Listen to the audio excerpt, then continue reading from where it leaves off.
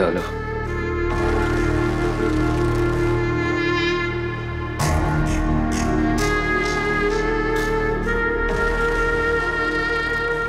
Hello. मैं तुमसे बाद में बात करती हूँ, ठीक है? बाय। हाय। कैसी हैं आप? कैसी नजर आ रही हूँ मैं तुम्हें? उफ, खूबसूरत, माशाल्लाह। हम एक ही घर में रहते हैं ना, और दिन में 10 दफा तुम मुझसे मिलते हो, तो तुम्हें क्या जरूरत रहती है हर वक्त मुझसे खैरियत पूछने की? वो हमारी बात नहीं होती ना। इसकी जरूरत भी नहीं है। अरे क्यों? तुम तो खफा हो गई। मैंने ऐसा क्या कह दिया? We are cousins.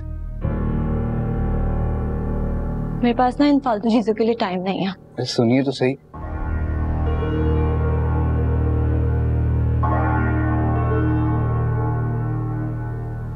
बड़ी अकड़ है इसमें, सारी अकड़ निकाल दूंगा मैं।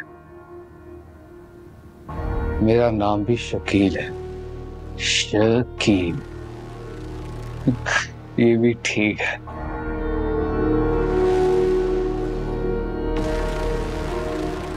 ईसा, मुझे लगता है काफी देर हो गई, आंटी घर पे हमारा इंतजार कर रही होंगी, हमें घर चलना चाहिए। कब से मुझे इस दिन का इंतजार था कि तुम मेरे साथ इस सीट पर बैठी होगी, गाड़ी में कोई रोमांटिक सा म्यूजिक चल रहा होगा, हम लॉन्ग ड्राइव पर होंगे। लेकिन अभी तो हम जूस पी रहे हैं ना। हाँ, लेकिन हम रोज ही कहीं ना कहीं जाया करेंगे, जैसे कभी रेस्टोरेंट, कभी मूवी देखने, कभी शॉपिंग पर। अच्छा, तो आपने फुल चार्ट बना के रखा हुआ है। हाँ हाँ, सब प्लानिंग है, आपको आहिस्ता आहिस्ता पता चल जाएगा। काफी लंबी प्लानिंग की हुई है आपने तो। साहब गजरे लेने मैम साहब के लिए सर।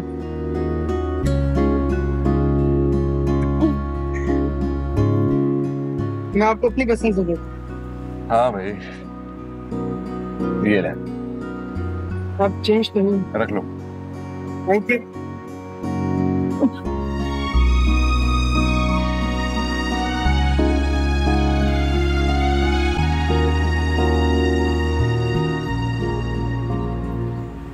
अम्मी आपको टाइम पे दवाई नहीं दी तो भाई खफा होंगे, नाराज होंगे। वो मुझे कह के गए थे आपको दवाई देनी है खाने के बाद, बस अब आपको खानी पड़ी है। भाई अभी खाना खाया है मैंने, दम लेने दो, खा लूंगी दवाई जब वो आ जाएगा। उन्हें पता नहीं कितनी देर लग जाए आने में। क्या मतलब कितनी देर हो जाए? आता ही होगा, खाना ही खाने गया था ना, रास्ते में होगा। अगर आप एक दिन मेरे हाथ से मेडिसिन खा लेंगी तो क्या हो जाएगा? मैंने कहा ना नहीं। अम्मी आप भी कमाल करती हैं, बिल्कुल बच्चों की तरह जिद करती हैं। भाई को थोड़ा रिलीफ दें, भाई की अभी शादी हुई है, उनको भाभी के साथ भी टाइम स्पेंड करना है। हाँ तो क्या मतलब शादी हुई है, अपने फराइज से गाफिल हो जाएगा? बीवी आ गई है तो माँ को भूल जाएगा? मेरा ये मतलब नहीं था अम्मी, लेकिन आप ज्यादती कर रही हैं। भाई की अभी शादी हुई है, वो भाभी के साथ कुछ दिन उनको बेफिक्री से टाइम स्पेंड करने दें। अगर आप इस तरह करेंगी वो कहीं भी जाएंगे, वो भाग के आ जाएंगे कि अम्मी ने मेडिसिन नहीं ली होगी टाइम पे। हाँ तो अच्छी बात है ना, इस बहाने जल्दी घर तो आ जाएगा, और ज्यादा देर तक बाहर रहना अच्छी बात नहीं है। अम्मी वो बच्चे नहीं हैं, और अब आप ना आरिस भाई और अरबाज पे भी कुछ जिम्मेदारी डालें। सारी एक्सपेक्टेशंस आपने भाई से लगाई हुई हैं। अरिशा आजकल ज्यादा नहीं बोलने लगी हो? जाओ जाकर अपनी पढ़ाई की फिक्र करो, घर के मामलात में मत बोला करो।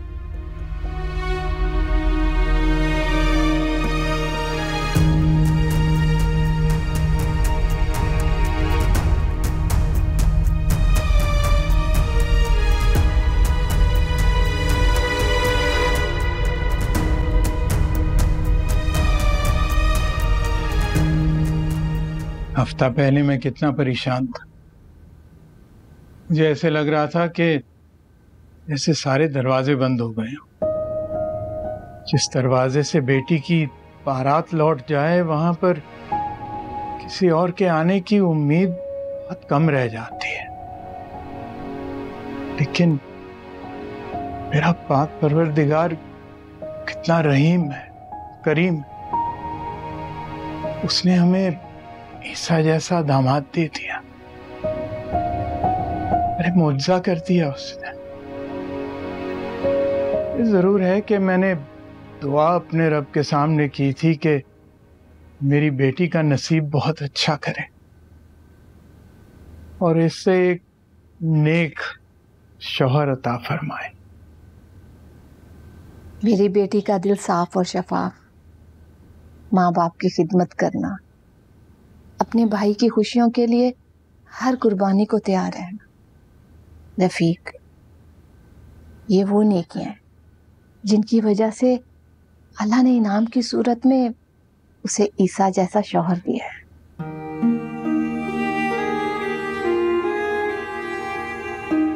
वैसे भी हमने कभी भी किसी का बुरा नहीं चाहा, तो मेरा रब मेरे बच्चों का बुरा कैसे चाह सकता है? बेशक। मैं एक बात सोच रही हूँ। क्या? ईसा सबाहत को जॉब करने की इजाजत देगा?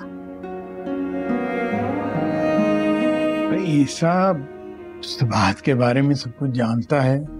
उसे पता है कि सबाहत सरमद के बारे में क्या सोचती है, क्या चाहती है, और ये सब जानते हुए ही उसने सबाहत के साथ शादी की है।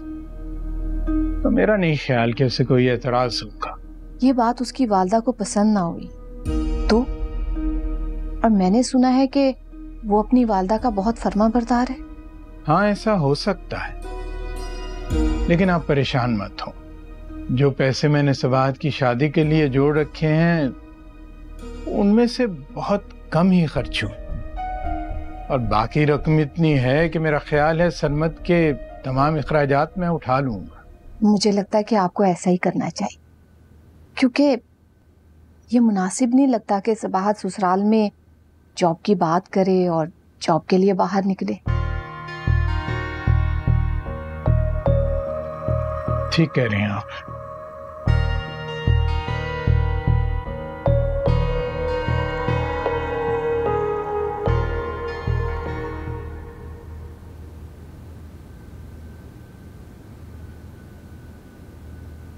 तो क्या? भाई मेरी लाख कोशिशों के बावजूद ना अम्मी ने मेडिसिन नहीं लिया। कह रही है ईसा ही आके देगा। अम्मी ने मेडिसिन नहीं ली?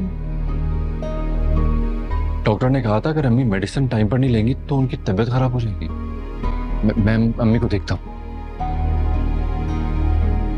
भाभी आप बताएं आपका दिन कैसा रहा आज का? अच्छा था। वाह, इतने प्यारे गजरे। वो हम जूस पीने के लिए रुक गए थे, वहाँ पे एक बच्चा आ गया था, काफी जरूरतमंद था। ईसा ने सारे गजरे उससे खरीद लिए। भाई हमेशा ऐसे ही करते हैं, उनसे किसी की तकलीफ नहीं देखी जाती। आप फ्रेश हो जाए, मैं जरा अम्मी को देख लूं। मैं भी साथ चलती हूँ। ओके, आप ही चले। जब मैं सुबह जा रही थी तो आंटी सो रही थी, वो क्या सोचती होंगी मेरे बारे में? भाभी अम्मी इतनी छोटी छोटी बातें नहीं सोचती, आप परेशान ना हो, वो बहुत काइंड है। आ जाए।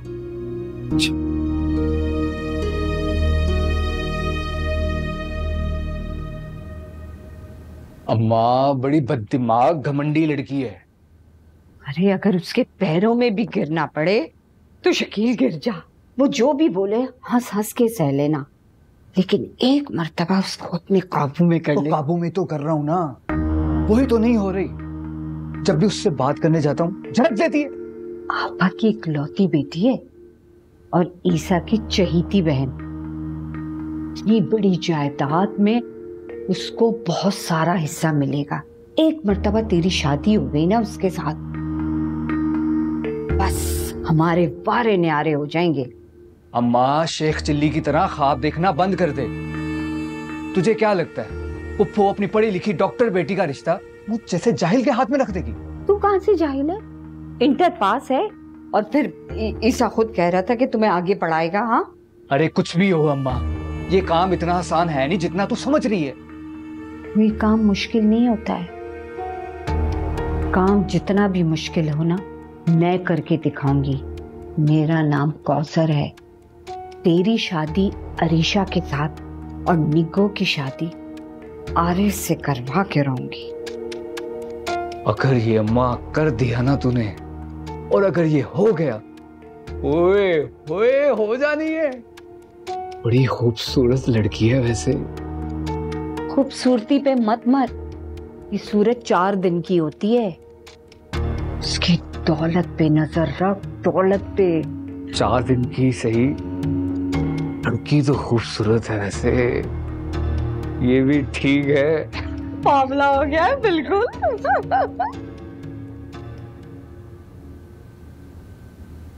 क्या मैं अम्मी को बता दूं शकील के बारे में? बल्कि नहीं, ये मुनासिब वक्त नहीं है। अम्मी की तबीयत भी नहीं ठीक।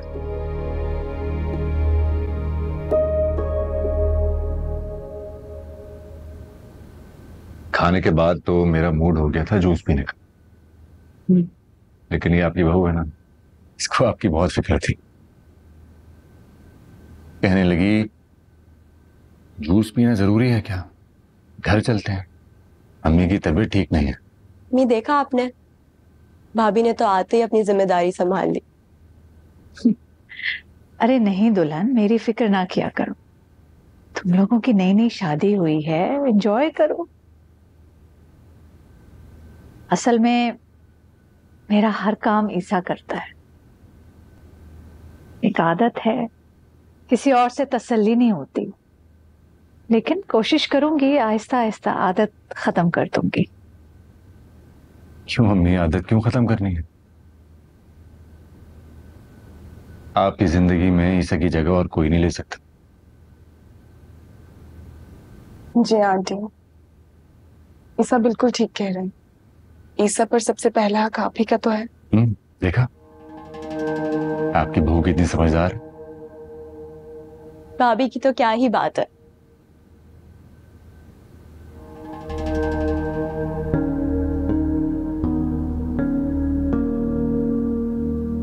तुम्हारी इसी सोच को तो बदलना है मैंने। चले आप लोग एंजॉय करें, मैं जा रही हूँ सोने। Good night. शब खैर। शब खैर। अब बेटा आप भी जाओ, जाकर फ्रेश हो जाओ, चेंज करो। ईसा तो अभी यहाँ बैठेगा मेरे पास थोड़ी देर। क्यों ईसा? हाँ हाँ, सबाहत तुम कमरे में जाओ, मैं जरा थोड़ी देर अम्मी के पास ही बैठूं। असल में बेटा ईसा जब तक मेरी थोड़ी खिदमत ना कर लेना, इसको सुकून ही नहीं मिलता। क्यों ईसा? जी जी जी अम्मी। हाँ। शब खैर।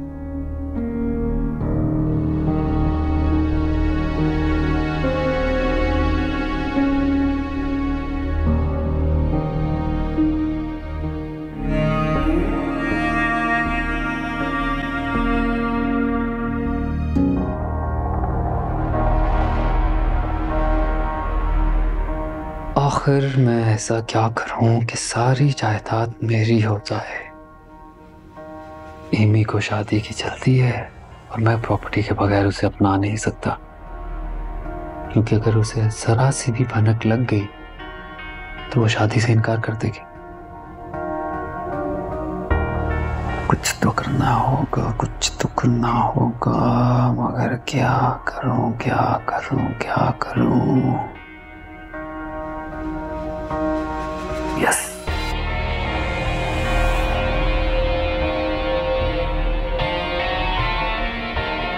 परवेज किस दिन काम आएगा? ये काम परवेज करेगा। उसे कुछ पैसों का लालच दूंगा तो वो जरूर मान जाएगा। फोन का है, फोन करता हूँ उसे।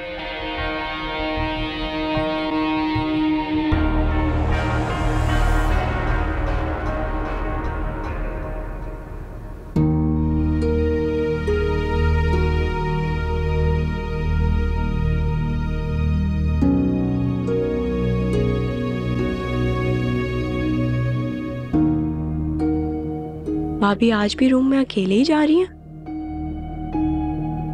मैं रूम में जाके देखती हूँ।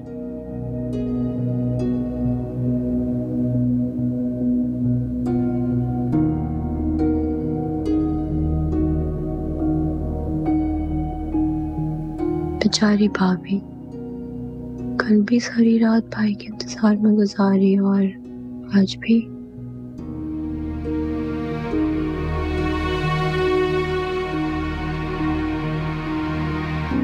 पता नहीं कब तक भाई अम्मी के पास बैठेंगे।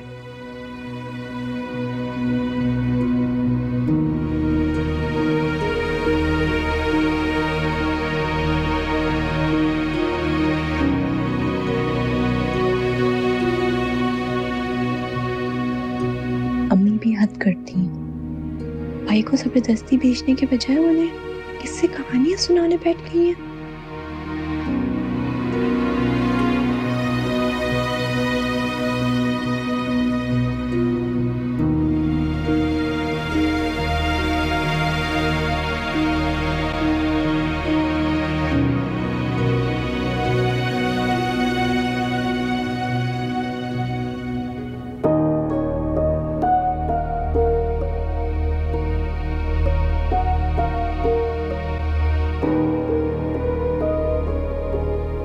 तुम्हें याद है ईसा?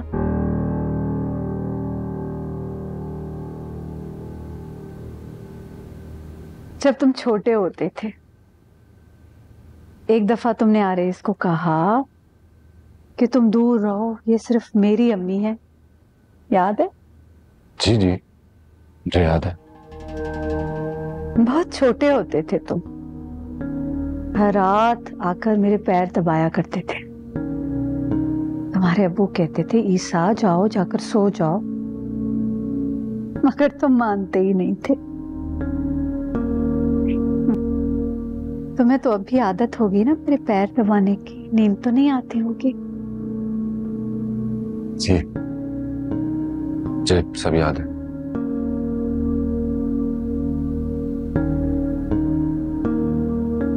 आज पता नहीं क्या बात है, मुझे नींद ही नहीं आ रही।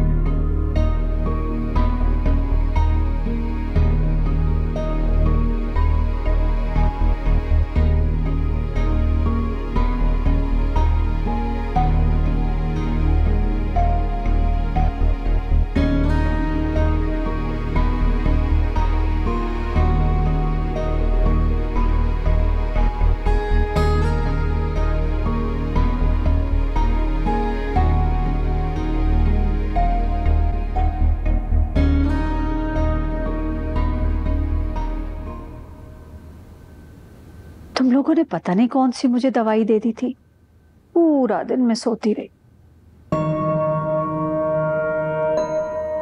जरूरी था ना अम्मी, डॉक्टर ने ताकीद की थी कि आपको नींद की बहुत जरूरत है। लेकिन अब क्या करूं, मुझे तो नींद ही नहीं आ रही। कोशिश करें, नींद आ जाएगी। अरे नहीं नहीं, बस मुझे भी नींद नहीं आ रही, दिल नहीं चाह रहा। मेरा तो दिल चाह रहा है कि बस तुमसे ढेर सारी बातें करूं, तुम यूं ही बैठे रहो मेरे पास, मेरे करीब।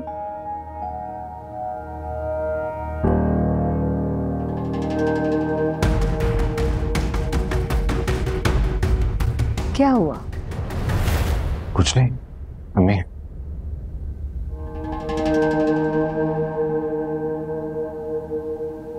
तुम्हें अच्छा नहीं लग रहा मुझसे बातें करना? नहीं नहीं अम्मी, मुझे तो अच्छा लग रहा है। आप बातें कर रही हैं, मैं सुन रहा हूँ। सिर्फ सुन रहे हो, कुछ बोल तो नहीं रहे हो? बेजार हो रहे हो? बिल्कुल भी नहीं, मैं क्यों आपकी बातों से बेजार होऊंगा। मैं कितनी खुश नसीब हूँ, अल्लाह पाक ने मुझे इतना प्यारा बेटा दिया है। सादतमंद, नेक, जो मुझसे इतना प्यार करता है।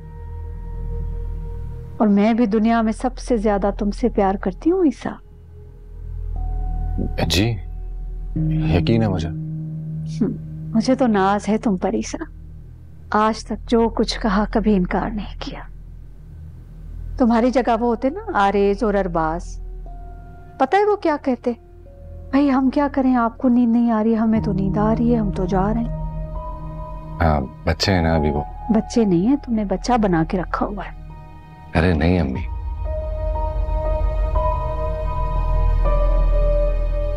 अच्छा चलो जाओ, अब तुम आराम करो। नहीं नहीं अम्मी, आप बातें करें। मैं हूं ना, सारी रात बैठा हूं आपके साथ, सुन रहा हूं आपकी बातें। बस मुझे भी अब नींद आ रही है।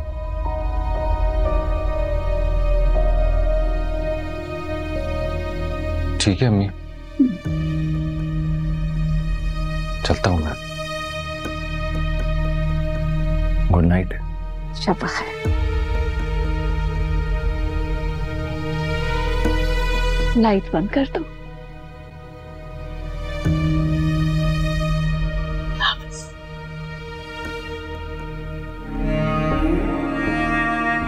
इससे ज्यादा मैं तुम्हारे सब्र का इम्तिहान नहीं ले सकती थी, और फिर तुम्हारी मोहब्बत भी तो नहीं खो सकती, और ना फिर तुम्हें खुद से बदगुमान होने का मौका देना चाहती हूँ।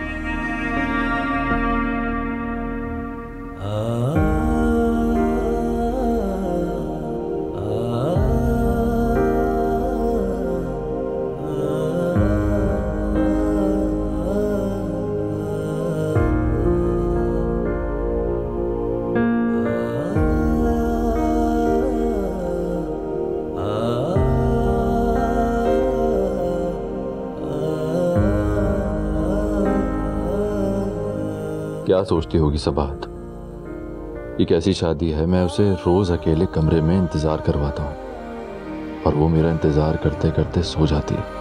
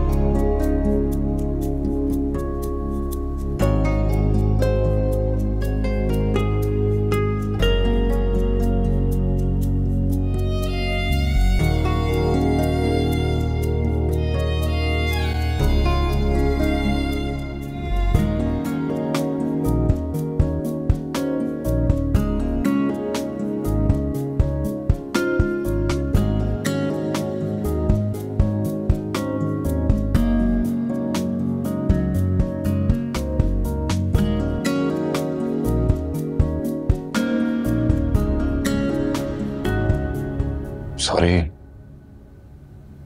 मैंने तुम्हें डिस्टर्ब कर दिया।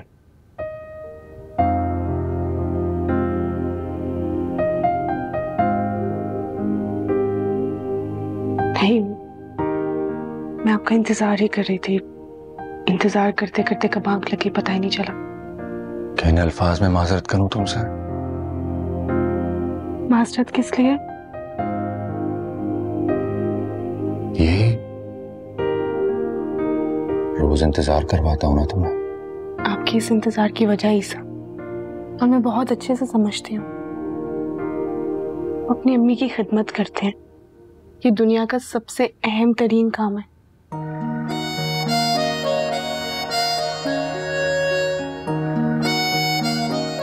ये सादत भी हर किसी औलाद को नसीब नहीं होती।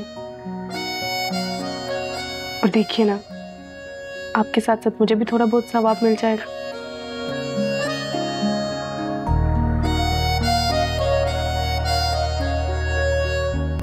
कितनी अच्छी हो ना तुम।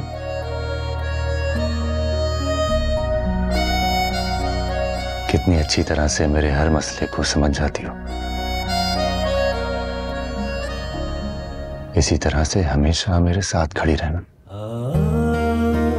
तुम्हारी मोहब्बत ही मेरी ताकत है। मैं हमेशा आपके साथ हूँ ईसा।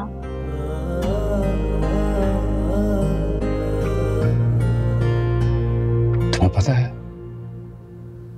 तुमसे पहले मैं बहुत तन्हा था, इन सब जिम्मेदारियों के साथ। बहुत सी चीजें मैं किसी से भी शेयर नहीं कर सकता था।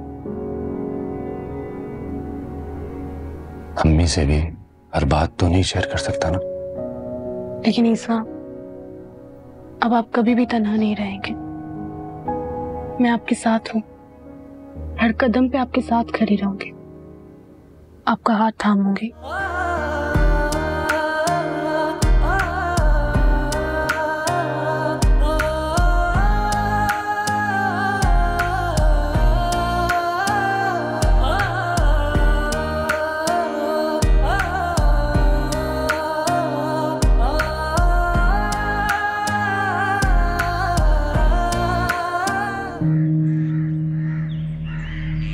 ईसा नहीं उठा अब तक। मैं उठ गए होंगे, आप जानती तो हैं जल्दी उठने के आदी हैं।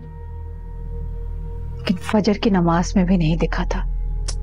मम्मी, कभी कभार आप भाई को भी छूट दे दिया करें। आरिस भाई और अरबाज को तो आप कभी भी नहीं टोकती कि नाश्ते की टेबल पे बैठा करो, फजर की नमाज पढ़ा करो। उनको छोड़ दो तुम। जिससे उम्मीद है, मैं बोलती भी सिर्फ उसके लिए हूं। शगुफ्ता, ईसा को बुला कर लाओ। आपा नाश्ते पे आ जाओ, वहां क्यों खड़ी हो? आ रही हूँ। अस्सलाम वालेकुम।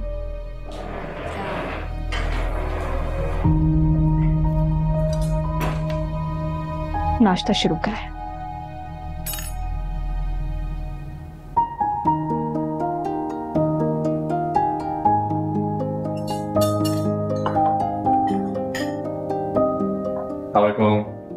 वालेकुम अस्सलाम।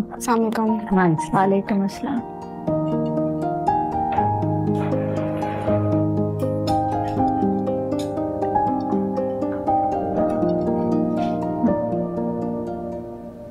आंटी, आपकी तबीयत कैसी है? अल्लाह का शुक्र है, मैं बिल्कुल ठीक हूँ। फजर में नहीं उठे तुम? उठा था ना मैंने और सबात ने। पहले नमाज पढ़ी, फिर हम लाउंज में आए, आपको देखा, आप नहीं थी। फिर मैं समझ गया कि आप शायद सो रही होंगी, फिर डिस्टर्ब नहीं किया। आज मैंने कमरे में ही नमाज पढ़ ली थी। चलो बेटा सबाहत, नाश्ता शुरू करो।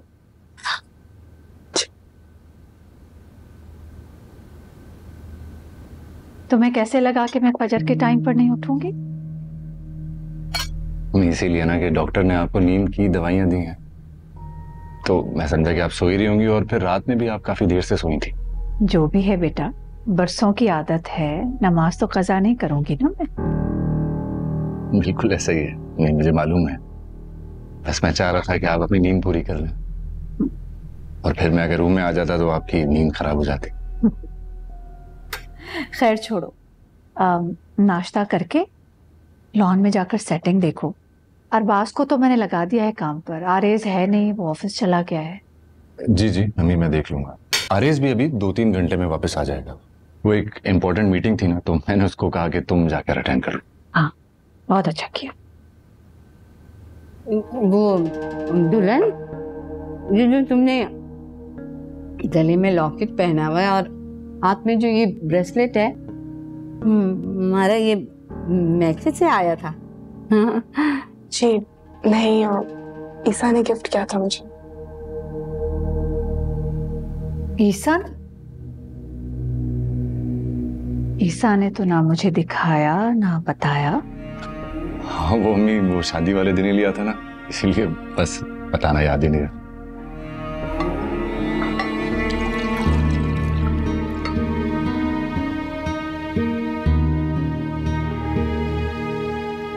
आंटी का मतलब है कि ईसा ने मुंह दिखाई में जो मुझे गिफ्ट देना था, भी आंटी की इजाजत से उन्हें दिखा के लेता। लेकिन ये तो मियाँ बीवी का इंतहाई निजी मामला होता है।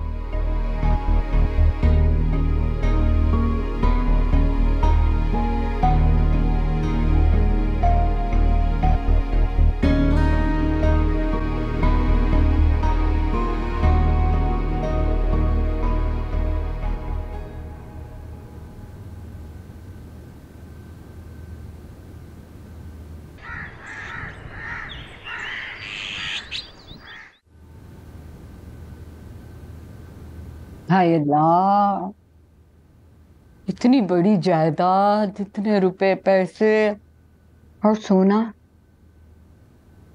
ये सब कुछ एक गैर लड़की को मिल गया और तुम कुछ ना कर पाए। सिराजुद्दीन, मैं क्या करता मैं यहाँ डाका डालता। बस तुम्हारी सोच और अकल यहीं तक है। तो तू चला लेती ना, बना लेती ईसा को दामाद।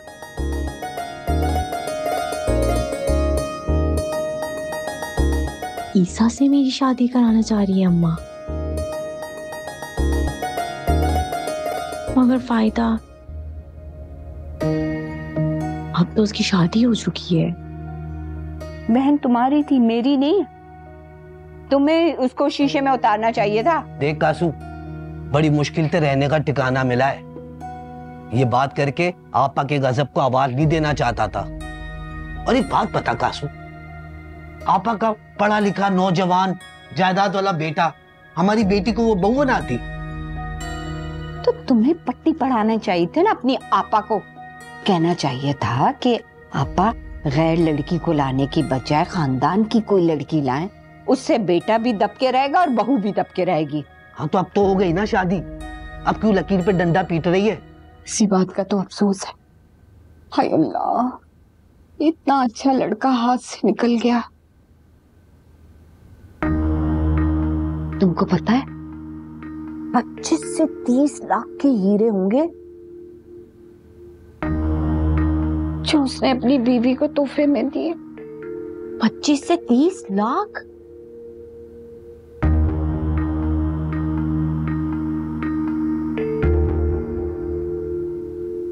अम्मा, क्या वो ब्रेसलेट और लॉकेट 25 से 30 लाख का होगा? हाँ भैया, क्या खबर इससे ज्यादा हो।